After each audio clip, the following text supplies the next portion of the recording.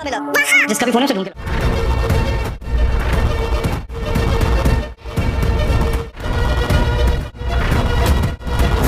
ये रिश्ता क्या कहलाता के आने वाले एपिसोड होने वाले हैं बहुत ही दिलचस्प। जी हाँ दोस्तों, आने वाले एपिसोड में आप लोग देखने वाले हैं कि अबीरा का फ़ोन गिर जाता है तो वो मायरा उठा लेती है। मायरा वो कहती है पता नहीं किसका फ़ोन है, तो वो अरमान को दिखाती है। अरमान कहता है बेटा कहाँ से आपको मिलना, तो मायरा कहती है उस साइड से मुझे मिला। अरमान कहता है तुम यहाँ ठहरो बेटा, ये मैं जिसका भी है उसे वापस लौटा कर आता हूँ। तो अरमान ढूंढता हुआ वहाँ आ जाता है। वहाँ अबीरा भी मौजूद होती है, वो अबीरा के बहुत ही करीब आ जाता है। तो दूसरी तरफ विद्या खड़ी होती है, वो अरमान को देख लेती है तो वो चौंक जाती है और खुश भी होती है। शौक लगता है कि भाई ये अरमान आज कहाँ से आ गया। तो इतनी देर में अबीरा के करीब जैसे ही आता है अरमान, तो अबीरा नीचे झुक जाती है, कुछ सामान उठा रही होती है। तो अब आगे देखना मज़ेदार होगा कि क्या एक दूसरे को ये देख पाते हैं कि या नहीं।